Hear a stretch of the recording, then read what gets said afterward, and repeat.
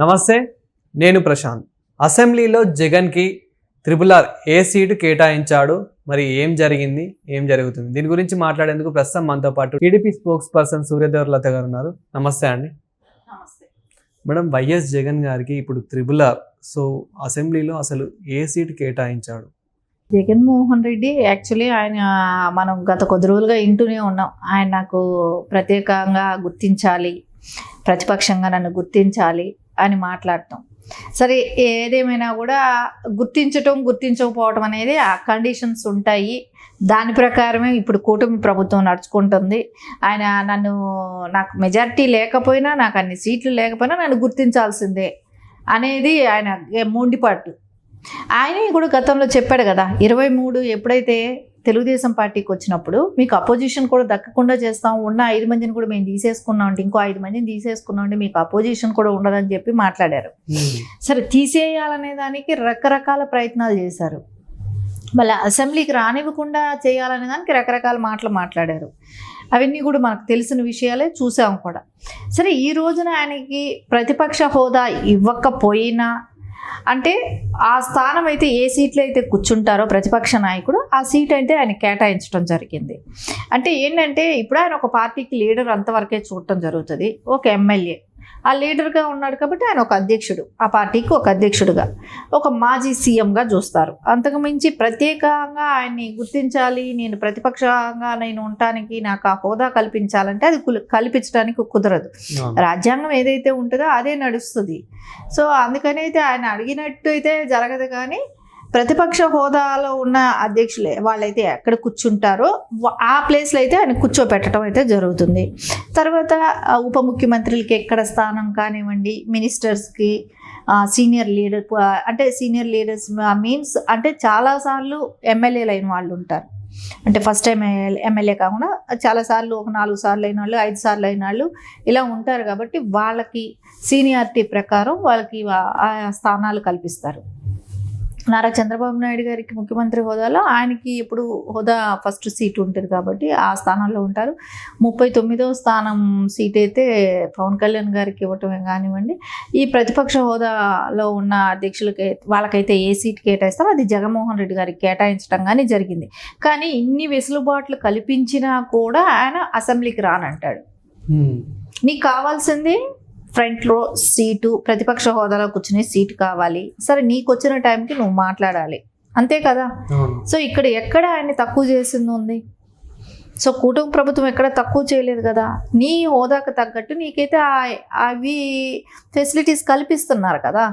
కానీ ఇక్కడ ఒకటే, ఆయన నేను చెప్పిందే జరగాలి, నేను చెప్పిన మాటే మీరు వినాలి అనేటట్టే ఉంటున్నారు. కానీ ఇకనైనా కూడా ప్రజల కోసం పనిచేసేటట్టు ఇకనైనా చేస్తే బెటర్గా ఉంటుంది. మళ్ళా నన్ను ఏదో తక్కువ చేస్తున్నారు, ఇచ్చేస్తున్నారు అంటే ఆయనకి అసలు యాక్చువల్లీ ఆయనకి అసెంబ్లీకి రావటమే ఇష్టం ఉండదు. ప్రజల కోసమే కాదు, ఉన్న 11 మంది కోసం కూడా పనిచేసేలాగా లేడు జగన్ అని చెప్పేసి బయట చాలా మంది అంటున్నారు. అదేవిధంగా ఉన్న ఇప్పుడు వైసీపీ నేతలు, వైసీపీ కార్యకర్తలు ఎవరైతే ఉన్నారో వాళ్ళు కూడా సాటిస్ఫాక్షన్ అవ్వట్లేదు. సో అనుకున్నది ఒకటి అయింది ఒకటి అన్నట్లు. సో అంటే వీళ్ళు ఒక ఎక్స్పెక్టేషన్స్ పెట్టుకుంటే దానికి మాత్రం జగన్ గారు సపోర్ట్ చేస్తలేరు అన్నట్లుగానే ఉన్నాయి అని చెప్పేసి బయట అనుకుంటూ ఉన్నారు. అంతే కదా. ఇప్పుడు వాళ్ళ ఎమ్మెల్యేలు ఏంటంటే కొంతమంది ఒక 4 వరకు ఉన్నారు కొత్తగా ఎమ్మెల్యేలు అయిన వాళ్ళు. వాళ్ళకి ఎట్లా ఉంటుంది, అసెంబ్లీకి వెళ్ళాలి, అక్కడ నియోజకవర్గం సమస్యలు మాట్లాడాలి, వాళ్ళ నియోజకవర్గ సమస్యలు ఏమైనా ఉంటే దాన్ని తీర్చుకోవాలి, దానికి వచ్చే ఫండ్స్ తీసుకోవాలి, నియోజకవర్గం డెవలప్ చేసుకోవాలనే ఆలోచన కూడా ఉంటుంది. ఎందుకంటే కొత్తగా ఎమ్మెల్యేలు అయిన వాళ్ళు ఉంటారు. సరే, రేపు పొద్దున మళ్ళీ వాళ్ళకి రాజకీయ భవిష్యత్తు కావాలనుకున్న ఏ ఎమ్మెల్యేకైనా కూడా రాజకీయ భవిష్యత్తు కోరుకుంటారు, మిగతా 10 మంది అయినా కూడా అనుకున్నాం. సో వాళ్ళకి అసెంబ్లీకి వెళ్ళి వీళ్ళ బాధలు ఏమీ చెప్పనప్పుడు ఇంకా వాళ్ళకి ఏమొస్తుంది? సో జగన్మోహన్ రెడ్డి గారు వద్దు అని అంటే వీళ్ళు మానేసేయాల్సి వస్తుంది. రేపు పొద్దున 60 రోజులు అసెంబ్లీకి సెక్షన్స్కి అటెండ్ అవ్వకపోతే అది రద్దు అవుతుంది కదా. రేపు బై ఎలక్షన్స్ వస్తాయి కదా. అక్కడ ఆయన అంటే రాజ్యాంగంలో ఉన్న ప్రకారం అయితే ఫాలో అవ్వాలి. మొన్న వచ్చాడు, వెళ్ళిపోయాడు. ఎప్పుడో ప్రమాణ స్వీకారం చేసే రోజు వచ్చాడు, వెళ్ళిపోయాడు. ఆ ఒక్క రోజు ఏదో అటెండెన్స్ ఉంటుంది, తర్వాత నుంచి అటెండెన్స్ కౌంటింగ్ కూడా లేదు. సో ఇవన్నీ చూసుకుంటే నెక్స్ట్ సెక్షన్స్కి అంతా కానీ ఆయన అటెండ్ అవ్వకపోతే ఖచ్చితంగా బై ఎలక్షన్స్ వచ్చే అవకాశాలు ఉంటాయి. అవును. ఎందుకంటే ఇంత లాంగ్గా కూడా ఎవ్వరూ అసెంబ్లీకి అటెండ్ అవ్వకుండా ఉండింది లేదు. అది జగన్మోహన్ రెడ్డి గారు ఒక్కళ్ళే ఇట్లాంటి పనులు చేస్తున్నారు ఇక్కడ. అది కూడా కాకుండా ఆయన రాడు, ఆయనతో పాటు వాళ్ళ ఎమ్మెల్యేలు కూడా పంపడం. ఇప్పుడు కొన్నిసార్లు సందర్భాల్లో చూస్తే లీడర్స్ అందరూ కూడా వెళ్ళి, ఎమ్మెల్యేస్ అయినా పార్టీ అధ్యక్షుడు రాకపోయినా కూడా, పార్టీ నాయకుడు రాకపోయినా కూడా వాళ్ళు వెళ్ళిన సందర్భాలు చాలా వరకు ఉన్నాయి. మళ్ళీ వాళ్ళ ఎమ్మెల్యేల తరపున కూడా ఇంకా వీళ్ళే మాట్లాడతారు. కానీ ఇక్కడ చూసుకున్నట్లయితే కనుక వీళ్ళ ఎమ్మెల్యేలను మాట్లాడనిస్తలేరు. ఆయన జగన్ గారు కూడా ఎక్కువ అసెంబ్లీలో కూడా అసలు మనకు ఎక్కువ మాట్లాడినట్టు కూడా అనిపిస్తలేదు. ప్రశ్నించాలి, ఏదైనా ఉంటే ధైర్యంగా అడగాలి. కానీ ఇప్పుడు చూసుకున్నట్లయితే కనుక భయపడ్డట్టు వాళ్ళ మనకు కనిపిస్తుంది. ఎప్పుడు కూడా మీరు ఒకటే, ఆయన రాజకీయ జీవితంలో చూస్తే ఆయన వెళ్ళడు, ఆయన ఎమ్మెల్యేలను కూడా వెళ్ళనివ్వడు. ఆయన కూడా వెళ్ళనివ్వట్లేదు. అరెస్ట్లని దృష్టిలో పెట్టుకుని ఏమైనా భయపడుతున్నారు అంటారా? అరెస్టులు దృష్టిలోకి అసెంబ్లీలో దీనికి భయం అనేది అది కాదు. అక్కడ ఏంటంటే గత 5 ఏళ్ళు జరిగిన అరాచకాలు అక్కడ డిస్కషన్ వస్తుంది. అది మళ్ళీ ఎక్కడ బయటపడతాయి, అవన్నీ బయటపడతాయి. సో దానికి వీళ్ళు రెస్పాండ్ ఏం చెప్పుకోలేని సమాధానాలు చెప్పుకోలేరు. సో అందుకని మనం వెళ్ళకుండా ఉండటం బెటరు అనే ఆలోచనతో వాళ్ళు వెళ్ళకపోవటమే జరుగుతుంది అక్కడ. సో ఓన్లీ అదే.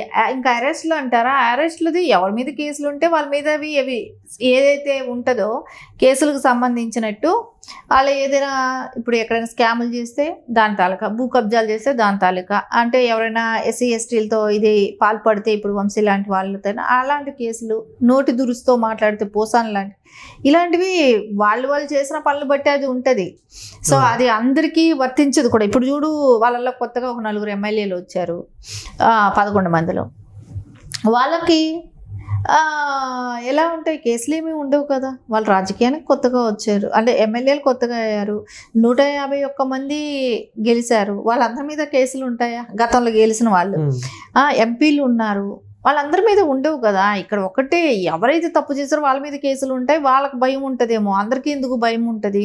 జగన్మోహన్ రెడ్డి గారి మాట విని నోటుకు వచ్చినట్టు మాట్లాడి చేసిన వాళ్ళు ఎవరైతే ఉంటారో వాళ్ళకి భయం ఉంటుంది. వీళ్ళకి అందరికీ ఏమీ భయపడాల్సిన వల్ల అందరూ ఇచ్చేయాల్సిన అవసరం కూడా లేదు దీని గురించి. ఓన్లీ ఆయన అక్కడికి వచ్చి సమాధానం చెప్పలేడు. అసెంబ్లీకి వచ్చి గత 5 ఏళ్ళు జరిగిన అవి ఏవైతే ఉన్నాయో దానికి సమాధానం చెప్పలేక రావటం ఇష్టం లేదు. దానికోసం ఇది ఒక సాకుగా చూపిస్తున్నాడు, ఒక బూచిగా చూపిస్తున్నాడు. అందుకోసం వచ్చే అవకాశం అయితే కనపడటంలే. అందులో మళ్ళీ వైసీపీ పార్టీలో కూడా ఇప్పుడు ఈ మధ్య కాలంలో చాలా మంది రాజీనామా చేస్తున్నట్లు కూడా మనకు వినిపిస్తుంది. అంటే ఎందుకని? అంటే మనకు తెలిసిందే కదా, అందరూ కూడా వెళ్ళిపోవటం కానివ్వండి, ఓడిపోవటానికి కారణమే జగన్మోహన్ రెడ్డి గారే అనటం కానివ్వండి. ఎందుకంటే ఆయన ప్రజల దాకా వెళ్ళలేకపోయాము, మేమే వచ్చి జగన్మోహన్ రెడ్డి గారిని కలవలేకపోతే ఇంక మేము ప్రజల్లోకి ఆయన్ని ఎక్కడ తీసుకెళ్తాము, గ్రౌండ్ లెవెల్లో ఏం జరుగుతుందని మేమే ఆయనతో మాట్లాడలేనప్పుడు అని చెప్పేది వాళ్ళ నాయకులు చెప్పిన మాటే.